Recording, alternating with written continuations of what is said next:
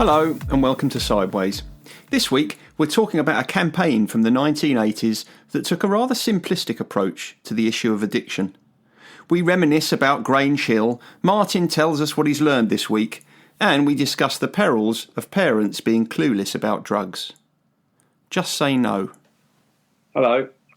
How are you doing? You all right? Yeah, you? Yeah, I'm okay. Yeah, did you have a nice wet dog walk? I did, yeah, it was very nice. So you said you've been rained off. Sounds like you've been playing cricket today. Well, no, it's just we're working outside at the moment, and it's not conducive for artists such as us to employ our skills properly. Well, that's autumn for you. It is, unfortunately. Yeah, it wasn't what we designed. It was rather pushed into a corner on it, but there we go. I'm not one to complain. Do you feel like you were painted into a corner? Because that would be quite appropriate. Well, I like it. Yeah, very good. It's quite funny for you. Have you actually ever painted yourself into a corner? Literally? No. I think that's. I don't think anyone would actually do that, would they? I would. Well, you perhaps are the exception to the rule, but it's mainly only seen in cartoons and crazy stuff like that. So yeah, you probably fit the bill. Yeah, you could do that. Have to climb out the window or something. I'd just stand there until it dried. Yeah. Not on a day like this, you'd be standing there a long time, mate. So, what do you want to talk about this week then? Well, I wanted to. It just sparked really. My working title is "Just Say No," and it was. It's from a conversation that sparked up during one of our Zoom meetings last week. Mentioning about, if you remember, a long time ago now, but Grange Hill. I do remember the early days. Hill. Yeah, I do. Remember Grange Hill? And there's the storyline that we were talking about was poor old Zamo when he got hooked on heroin. Yeah. And there's some quite dramatic scenes really for a children's program, but it sparked up a whole campaign. And the campaign was already running. It sort of attached itself to it, but I'll go into that in a second. I like Grange Hill. I was a big fan. Yeah, me too. Who were your favourite? Who were your favourite sort of characters in there then? Oh, that's quite tricky. I quite liked, what was his name? Thingy Green.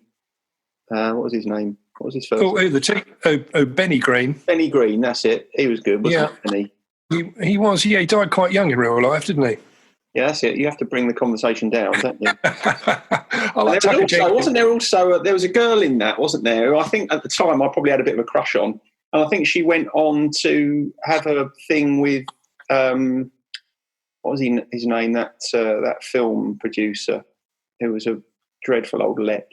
It'll come to me in a minute. Anyway, who are your favourites then?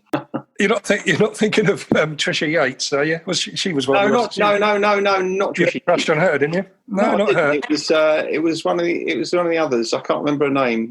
It will come to me eventually. Suzanne Tully played her. That one. It doesn't matter how many times you say it wasn't her. And don't try and impress everyone with your working knowledge of Grange Hill. Was it Pogo Patterson? Did you have a crush on him? Have you got the? Well, actually, I looked a bit like Pogo Patterson, didn't I? Was he the chubby one? He was. Yeah, you did very much in your younger days. Yeah. Yeah. And he got. I think didn't he get bullied for being fat?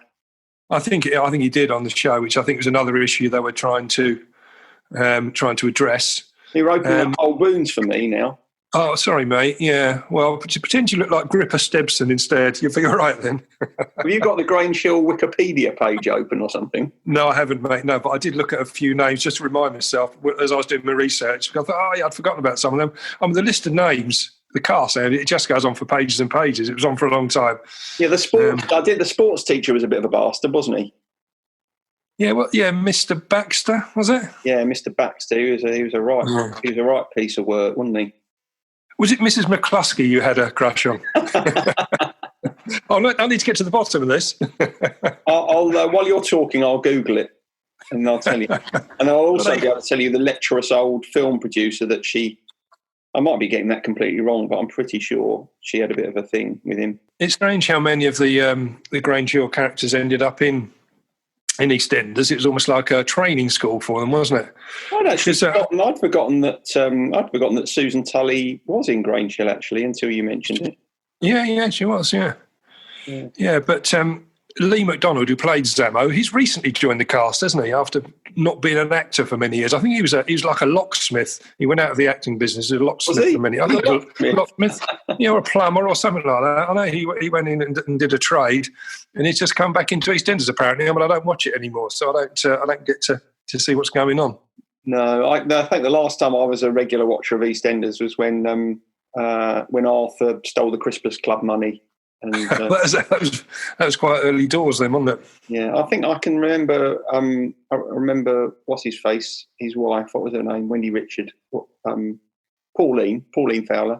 Pauline Fowler. Yeah. Do you remember Pauline hitting him with a frying pan when she discovered his own old turtleneck? Or a turkey neck, I should call her.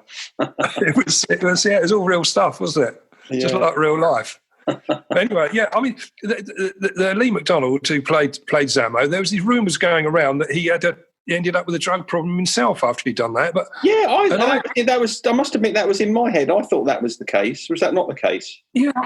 Well, I can't find any reference to it. I searched everywhere for it because I thought it would link in neatly to what I want to say with the story. But no, he seems to be clean. The only thing that came out was that when the cast of, because they brought out a song, didn't they? Just Say No. Do you remember that? Yeah, I do remember that. Yeah, it was a shocker. Yeah, and they were in. It was dreadful, but that was a cover version of one that had been brought out in America when they launched the Just Say No campaign over there. And they were all invited over to the White House, and there was rumours flying about that Zammo and the other people from the Grange Hill cast were smoking weed in the White House, which was again strongly denied. I don't suppose it's anything worse than what Trump does himself. Well, exactly. Yeah, it would look pretty tame these days, wouldn't it? Anyway, whilst you're probably, I can see you looking down, so you're probably still looking up to try to find out this person we were talking about. It's bothering me now. I'm beginning to wonder whether I got it wrong and this person that I've got in my mind doesn't actually exist. Well, can you do it in your own time rather than a recording time? Because that's disgracefully unprofessional. That's okay. I can. Oh, I found her. I can multitask. It was Callie Donington. Do you remember her? That was the character name. No. And her name was Simone Hyams, and she did have a bit of a thing with Michael Winner. Oh, Michael! Oh, did she? Blimey. I think so. I'll probably have to edit that out if it turns out to be erroneous. But it'd be scurrilous. We'll end up in court over it with your loose tongue. And as you know, each tongue has its own individual print. So, anyway, I don't suppose that's what you wanted to talk about, is it, really? No, it wasn't really. No. It prompted me to look at the beginnings of that Just Say No campaign, because it launched back in the 80s in the USA. But do you remember Ronald Reagan's missus, Nancy Reagan? She was the first lady at the time. I do. Now she started to front a campaign because she thought the answer to the drugs problem was just say no. Yeah. That she thought that's all you needed to do, and that the whole drugs solution was it. Well, that's what you had to do. The just say no, yeah. Which was, I mean, it really wasn't. Was it? Did you try that with vodka? I did. I mean, if you ever spoke to any addict, you just said, "Well, why don't you just put it down? Just stop. Just say no." I mean, it's an affront. It really is. But I mean, she really went for it in the 80s. When I was researching that, apparently she invited the first ladies of over 30 different countries, 30 different nations to the White House for a conference entitled the First Ladies Conference on Drug Abuse. And it basically was they all got together and said, "Well, we just say no." And then they broke for lunch. It's not brilliant stuff. It's a bit of a jolly up by the sound of things. But anyway, I suppose I'm looking at it a little bit negatively, and I'll go on to some of the other aspects of it in a moment. But the good part that come out of it, they formed all these clubs in the schools and youth organisations across the US and some were abroad as well, to sort of to encourage children, to give them reasons not to take drugs. But it didn't touch the surface really. In fact, when they looked at they did an analysis later on. It was in the 2000s. They did an analysis of those people that attended those clubs and what actually happened to them. and all the people that enrolled into these clubs showed no effect on their drug choice at all. That's And in fact, a couple of the studies found that some of the enrollees ended up more likely to drink alcohol and ciggies and take drugs. So it really wasn't the answer, but it was massive at the time. Do you remember?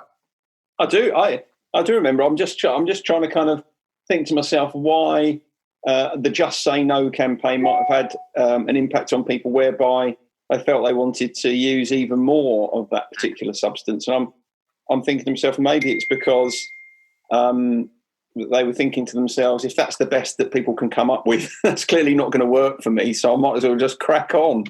Well, can you imagine? I mean, if that worked, there would be no need, would there, for all the the plethora of support groups that are around and the detox centres and the rehabs. They just say, as you go to the door, they say, "Well, just say no, and off you go, son. You're cured." It's funny, isn't it? Because when you think about a campaign being based on Just Say No, it's actually not that different, is it, from people who say about alcoholics, well, why don't you just stop? Yeah, exactly. It's the same thing, isn't it? It's exactly. oh yeah, I hadn't thought of that. Oh, that's a good idea. Why don't I try that? Why don't I try just not drinking anymore? Not doing it. And I think that's why I know people they sort of laughed at the time, but they she was the first lady, and so she pushed on with it.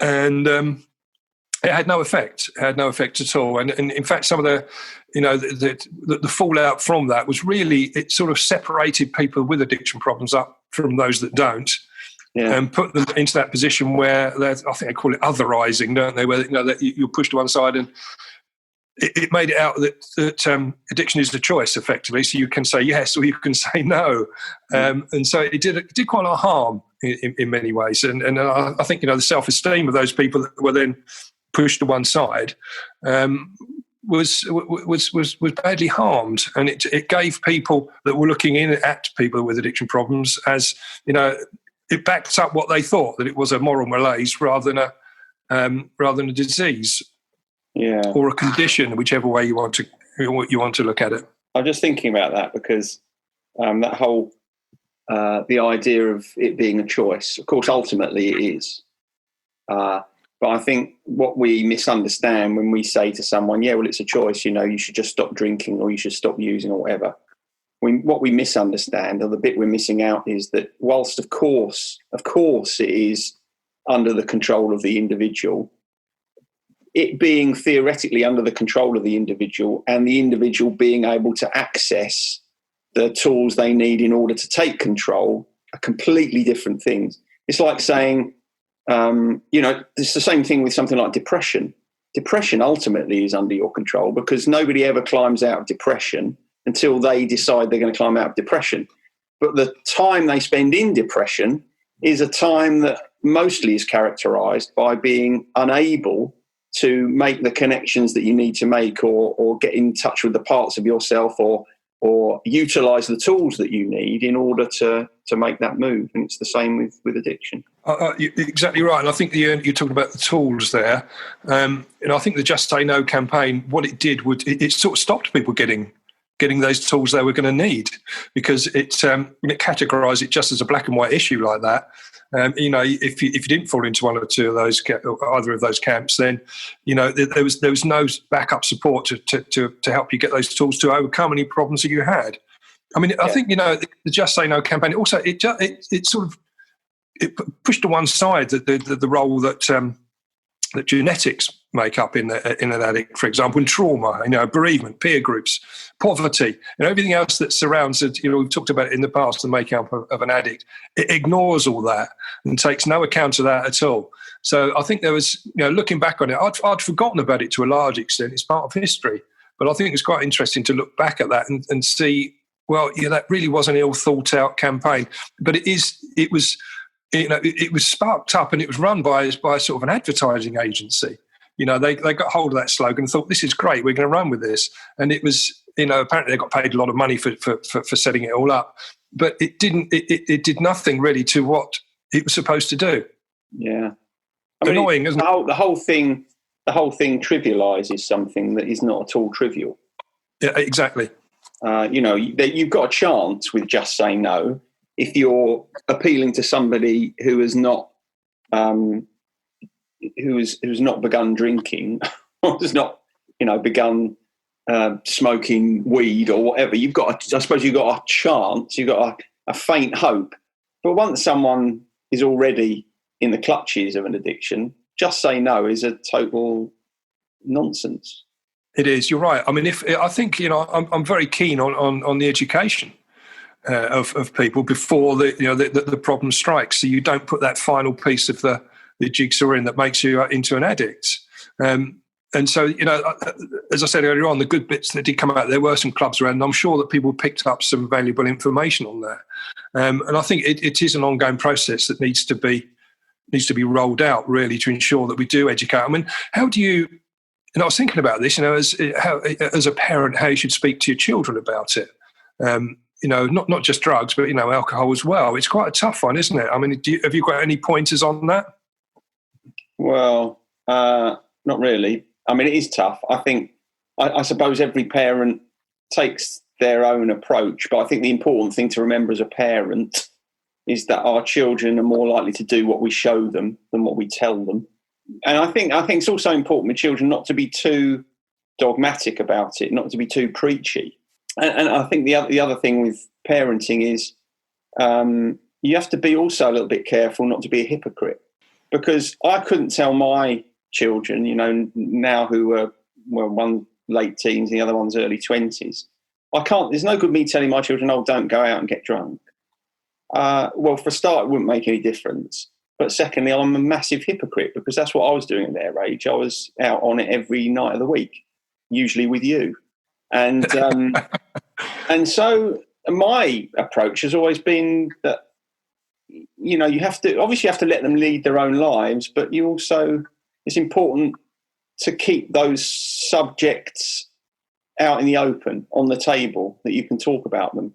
I mean, drugs and alcohol are things that are kind of constant topics of conversation with my children, for obvious reasons. One, because they move in those circles where they that sort of behaviour is about all the time, and secondly, because of what I do. I mean, just because I don't drink very much now, I'm not preachy with my children about them drinking. But I think it's important to sort of have open dialogue about drinking drugs, isn't it? And to encourage your children to come to you with questions about them. And I think what it needs is the parents to understand it as well, because it's very difficult to give information across to a child. It's a bit like sitting down with them to do their maths homework, and you've absolutely got no idea what's going on there. You're of little use. So I think it is the responsibility of parents to sort of bone up a little bit on drinking drugs. They do have a bit of an inside track on it. I know. I mean, I was obviously a very very poor role model to my children because I was drinking all the time. But having gone into recovery and having had the dialogue with them since, neither of them drink. And my eldest daughter, quite openly said, "Well, I don't want. I've seen what's happened to you, and I really don't want to go down that route." But she said, "I don't really like the taste of it anyway." So it's not within her. It's not in her radar. And my youngest daughter, obviously, she was away at uni. She had a few drinks, but again, she hardly drinks at all now. Very, very rarely. Yeah, it's I mean, obviously, your children, they've seen the extreme impact of letting alcohol get out of control, haven't they? Yes. So that doubtless will have had an impact on them. But I think even in families where there isn't any destructive use or destructive use to the extent where, things get to the level they did with you, I think it is important for parents often to recognise and to be open about the fact that they probably know less about this subject than their children do. Yeah. Yes. So that's the first thing, and I think a lot of parents find that difficult. A lot of parents find it difficult not to be in the position of knowledge, but it's important to have the humility to recognise sometimes that our children know about this stuff more than we do, and they might have a better handle on it, generally than we do. And I think the other thing, and this is the hardest thing as a parent, at some point you have to accept that you cannot control what they do. So, for instance, if you've got a child that does use drugs, for example, you can preach and moan and ground as much as you want, but you won't stop it. The very best thing you can possibly do in that situation is keep lines of communication open, so that you know what is happening, so that you at least have an opportunity to know what your children are doing, what they're taking, because you can't, as much as you might want to stop it, there's nothing you can do. I mean, you know that. No, there isn't, and I think that when I talk to my youngest, who's a school teacher, this crops up at school from time to time. There's kids out smoking weed, and it's tough because I remember being at that age. If my parents said don't do it, pound to a penny, I'll go out and do it. It's a tough one, isn't it?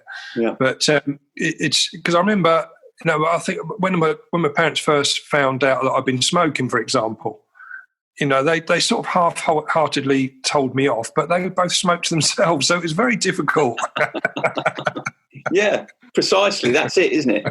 So that's hypocrisy in action. So, sometimes you realise as a parent you're on very thin ice. You have to consider the congruence of what you're telling your children in terms of the way that you live your own life.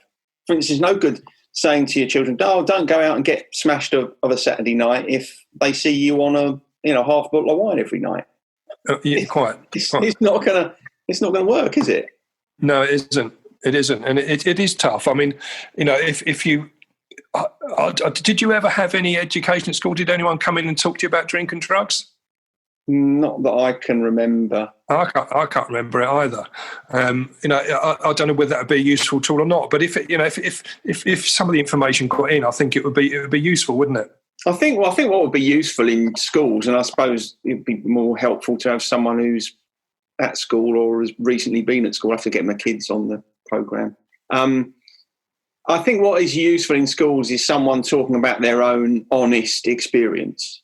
Yeah. So not someone, again, it's no good someone going in and preaching to children, because as you say, if you tell someone, it's human nature, if you say to someone you mustn't do this, don't do this, you immediately want to do it.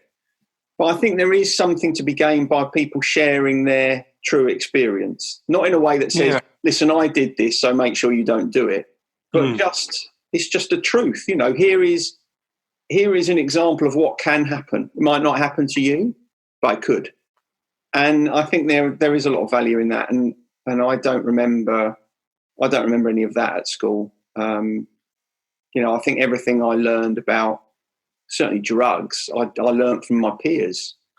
Yeah, exactly. I learned from someone at college who lived in Horseman Den and had magic mushrooms growing out his, in his backfield, and that's how I learned about magic mushrooms. So yeah, you literally did field trips on the subject, didn't you?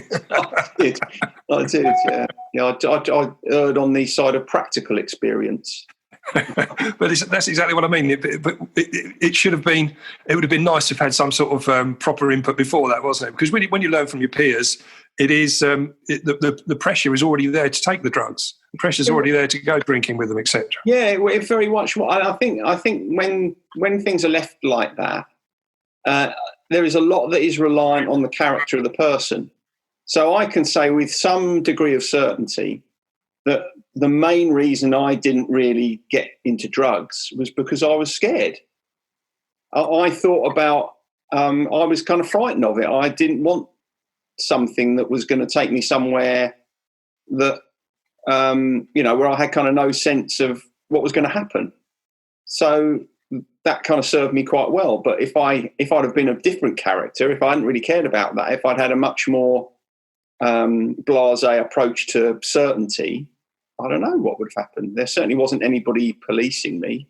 I mean, my parents wouldn't have known what's going on. I don't think my dad wouldn't have known, a lump of hash if it fell on him. Well, no, quite. So again, going back to that point about as a parent, you should have some knowledge about it. It would be useful, wouldn't it? Yeah, definitely. It's surprising how many people in groups, and this came up on a Zoom meeting the other night as well, is that we've all sort of, the majority of us on there are alcoholics, Most of us have taken drugs, but nearly everyone stops before they get to that heroin part. It's the heroin part that really scares. It scares the people that think if you go to that point, you really are an addict because it's associated with needles. A lot of other drugs you can just take orally or sniff them or whatever. Once you get to that point where you're actually injecting, I think it's the final admission that you really are an addict, and a lot of people will stop short of that. And apparently, when this program came out in Grange Hill about the heroin part of it, it did quite a lot for heroin use. I think that did have a bit of an impact. But what happened was that people just used other drugs instead and experimented with other drugs and thought, as long as I don't take heroin, I'm going to be okay. So it sort of put it on a bit of a pedestal. So almost sanitized anything below heroin then? Yeah. And I think that's quite an important point because that is still carried through a lot of people. And I felt the same, and I took all sorts of different drugs, but I wouldn't go near heroin. That was although it wasn't about so much as well. So it probably, I didn't know anyone that took heroin. I know plenty of people that smoked weed and did other bits and pieces, but that was it would have been a no, definitely. Whatever. Interesting though, isn't it? Because although that all makes sense, we both know that something like cocaine or even smoking a lot of weed can have a similarly devastating effect on your life. Well, it can. Well, as can drink. It's it is. It's just that it's the stigma surrounding heroin is different to the stigma surrounding all other aspects of drug taking, especially alcohol, which obviously is the most prevalent drug in society and does most damage. Yeah, it's the one that people are probably hitting the hardest at the moment. They are, yeah. We are. We've seen those. We've seen it spike, haven't we? The instances of people starting to reach out for help, and the help just isn't there at the moment. Yeah. Can't do it face to face. It's quite a bad time to acknowledge you've got an issue because of the lack of support that's around. Yeah, it doesn't mean you shouldn't do it. It doesn't mean you shouldn't pull yourself up and try and do something about it. And there are a lot of online groups now that have sprung up. We'd never run an online group before COVID, so and we will continue doing them. Hopefully long after this has gone away. So there has been some good things that have come out of it. Yeah, but I've sort of come to the end of my notes now. So unless there's anything else that you wanted to add, what I've learned this week is quite a good one actually, because. I never remember to think of anything for what I've learnt this week. No, I think have I learnt? Well, you don't have to sort of just think one up. Yeah, but I don't. I don't really like giving you all the spotlight. It hurts. Yeah, that's what it's all about, isn't it? I can see now. Yeah, I don't like giving way to you. It's annoying. Well, perhaps it prompted you to do a little bit of homework before you come on air. Then. I'm sure there's lots. I'm sure there've been lots of things that I've learnt this week, but I can't think of any of them now. Well, could you keep a notepad with you? I mean, I tend to keep one with me most of the time. Do I keep a notepad? Of course I keep. I've got about 14 notepads. I've got loads. Then you should be jotting stuff down when you think, oh, yeah, that'd be good for the podcast because it's something I've learnt this week. I must jot that down. Yeah, you need to get into the habit. It's the sort of thing I would do to jot stuff down when I wanted to remember it, but. What the whole is that I don't think of jotting things down for the podcast. I think the podcast, in my mind, is something I sort of show up to and wing it for half an hour. Yeah. Well, that's quite obvious. Yeah. Anyway, go on. What have you learned this week? What I've learned this week. Do you remember we talked about it in one of our really early episodes about the way I just used to disappear without saying goodbye to anyone from parties or from pubs, yeah? Hosting, yeah. I wrote a blog piece about it once, actually. You did? Well, apparently the term is called a French exit. Is that right? French exit? Yeah, it is. A French exit, yeah. French? And in France, they call it a partir à l'anglaise, which is to leave like the English. So it's it's something, because I thought, again, it was like, I thought perhaps I'm the only person that does this, but obviously if it's got a name attached to it, ghosting covers a lot of, is quite a broad term, isn't it? It can cover a lot of different aspects, but the French exit was exactly what I used to do. So now I know I've got a name for it. I'm happier. Well, where does that come from then? I don't know. So we haven't learned very much then, have you? You've learned a name for it, but you haven't learned any background to it. That's quite poor. Well, I think demeaning my efforts doesn't let you off the hook. And I can see what you're trying to do. Hurting other people doesn't heal yourself. Just remember that, young man. I'm going to write that down. French exit. I've got to. I'll have to have a look and see what that means. As you haven't bothered to find out. Yeah, that's right. I think it's just a colloquial term that's cropped up that's been used for a long time, but it obviously means that I'm not the only one that does that. Because people wouldn't have tried to find a term. Thought, there's a bloke called Martin in Maidstone. He does that. We've got to put a name on that. I'm just interested as to why it's called a French exit, because it kind of almost without any context, it sounds sort of vaguely xenophobic, doesn't it? It does actually. I don't know if it's something to do with the war. I don't know where it comes from. So that's it. Make it worse. Why don't you? Now you've mentioned the war. Well, I'll leave you to sort that out. Perhaps you can. Yeah, I'll sort it out. I'll do your donkey work for you. Don't worry. Thanks, mate. Thank you. Perhaps we'll clear it up on the next episode. But that's. I've come to the end of my notes. Apart from the guilty pleasure. Oh, I haven't got one of those either this week. Oh, no, don't suppose you have. Well, in fact, I think I've actually got a guilty artist, which is a little bit more worrying. I think. Guilty artist. Yeah. Hang on. So what you're telling me before we get into this, you're telling me you've got a guilty artist when we've already been through Val Dunican with you. Yeah. And I think we've been through Perry Como, haven't we, or someone? Well, no, it's just one track. It's just a couple of a track from each of those, really. It wasn't, but I found an artist that I like. More than one song of his, actually. All right, go on. Justin Bieber. Oh, okay, now that's interesting. That's quite interesting because you didn't laugh, so that perhaps is not. I shouldn't feel guilty, but he's like a bopper idol, isn't he? I shouldn't be liking him. Well, I actually think I quite like some of his stuff. Oh, wow. Some of his early stuff, no, thank you. But certainly some of his later stuff, I think's very good. So, it probably is a bit of a guilty pleasure. But I can't take the piss out of you for it because it's one that I share. We're believers now, aren't we? We ought to go to a gig. We might be the two oldest believers in the world, mightn't we? We will. We'll be headbanging down the front, won't we? Oh, do you remember the Caroline Road shows? Yeah, I do. They didn't play much BB music then because he was about -30 at that point. Yeah, I don't think they didn't play any. No, I don't remember that. I only remember Golden Earring, really. And quite a lot of Status Quo, I expect you would have enjoyed it, the Caroline Road. I did. Everyone likes a bit of Quo, don't they? It's proper headbanging music. A bit too popular, weren't they, for you? Yeah, it's probably true, actually. Yeah, probably a bit too popular. All right. Anyway, okay. Well, I'll let you get back to your work because I've interrupted your day. Where you've obviously got people coming in later. I have. I've got more work to do, and that's good because now that we've done it sort of early in the day, there's no danger of it clashing with Bake Off, is there? I didn't consider that, but I suppose that is a positive ramification as far as you're concerned. I've got a feeling it might be Chocolate Week this week. Oh, actually, I quite like the sound of that. There you go. I won't be watching it though, so don't worry yourself. I was going to say, don't worry your pretty head, but that wouldn't sound right, would it? Because you're not pretty. I'll talk to you anon. Okay, thanks, mate. Well, take care, and I'll speak to you soon. Laters. Bye. Bye. Sideways was created by Graham Landy and Martin Pankhurst. If you want to read more about our work, visit grahamlandywellbeing.co.uk/sideways-podcast. You can follow us on Twitter, you can find us on Facebook at Sideways Podcast, and you can email us to let us know what you think of the show and with anything you'd like to ask us. And finally, we want to thank you for listening and ask that if you've enjoyed what you've heard, that you spread the word. And we'll see you next week.